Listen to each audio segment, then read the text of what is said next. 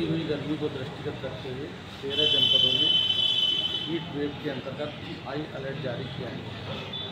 मेरा सभी जौनपुर के नागरिकों से, पत्रकार भाइयों के माध्यम से, इलेक्ट्रॉनिक और प्रिंट दोनों माध्यम से अनुरोध है कि हीट वेव से बचने के लिए आप विशेष रूप से जो हीट का अत्यधिक समय होता है 12 से 3 बजे के मध्य बाहर न निकलें, और यदि आवश्यक है तो बाहर निकलते समय हीट से बचने के लिए गमछा, टोपी इत्यादि का प्रयोग करें। कपड़ा जरूर रखें और बार बार पानी को पीजिए। चाय, कॉफ़ी इत्यादि चीज़ों से बचे रहिए जिसके सेवन से निर्जलीकरण, डिहाइड्रेशन हो सकता है। बार बार नींबू पानी, ORS इत्यादि पीजिए और गर्मी में बाहर निकले से परहेज करिए। विशेष रूप से बुजुर्गों, बच्चों और गर्भवती महिलाओं को विशेष ध्यान रखना है। घर की छत पर जीव जंतुओं के लिए, चूँकि हीट वेव से वो भी प्रभावित होते हैं, थोड़ा पानी जरूर रखिए आसपास।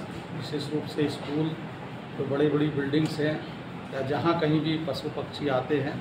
और हमारे द्वारा ये प्रयास किया जा रहा है कि जो हमारी तालाब हैं उनको भरवाया जा रहा है। मेरा आपके माध्यम से यही अनुरोध है कि बार बार पानी पीजिए और ऐसे भोजन का प्रयोग करिए जो प्रोटीन युक्त हो। बासी भोजन का प्रयोग न करिए। ढीले कपड़े पहनिए और सफ़ेद कपड़े पहनिए। साथ ही गर्मी से बचाव के लिए यदि बाहर निकलना भी है तो विश्राम बीच बीच में करते रहिए। ऐसी कोई स्थिति नहीं जिससे हम लोग न निपट सकें, केवल सावधानी आवश्यक है। कोई परेशान होने की भी आवश्यकता नहीं, पैनिक होने की आवश्यकता नहीं। गर्मी हर साल पड़ती है, केवल एहतियात और अच्छा भोजन, जो हल्का भोजन करने से। इस समय तरबूज का सेवन करिए, खरबूजे का सेवन करिए, खीरे का सेवन करिए। भारी भोजन ना करें। जूस बार बार पीते रहिए। नींबू जूस, नींबू में थोड़ा पानी और मिलाकर पी सकते हैं। डिहाइड्रेशन ना हो, विशेष रूप से हीट वेव में यही देखा जाता है। अस्पतालों में क्या है?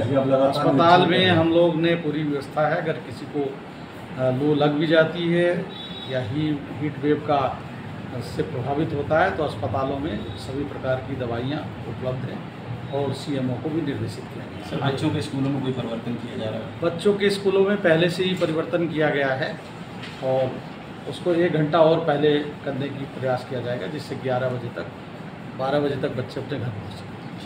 आपने बदलापुर में औचक निरीक्षण किया सेतु निगम सेतु मेरे द्वारा जो बड़ी बड़ी परियोजनाएं हैं और विशेष रूप से जनहित के महत्व की परियोजनाएं हैं, उनका निरीक्षण किया जा रहा है।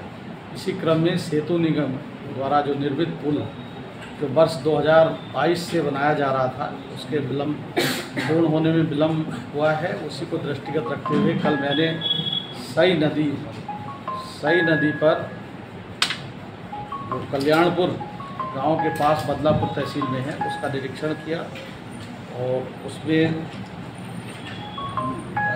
दिसंबर 2025 तक परियोजना पूर्ण करने के निर्देश दिए और उसमें अब किसी प्रकार की लापरवाही नहीं बरती जाएगी और जो भी इसमें विलम्ब करेगा उसका उत्तरदायित्व निर्धारित किया। सर, आप हर जल का योजना का उसमें भी मैंने किया था। मुझे अच्छा लगा कि वहाँ पर हर घर जल योजना के अंतर्गत पानी की टंकी भी बनी हुई है। उस पानी की टंकी से पानी की आपूर्ति भी घर घर में की जा रही है। एक विशेष समस्या का मुझे पानी की आपूर्ति के घंटे सीमित हैं, उसको बढ़ाने के लिए मैंने वहाँ ग्राम प्रधान और अन्य संस्था को निर्देशित किया है।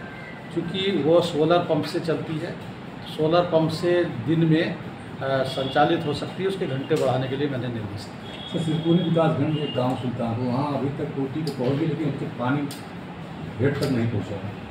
देखिए, ऐसे कई जगह है, उसकी समीक्षा हम करते रहते हैं, बार बार उसकी समीक्षा करेंगे। स्पेसिफिक गांव होगा उसको दीजिएगा, हम आज समीक्षा बैठक उसमें उसका लेना।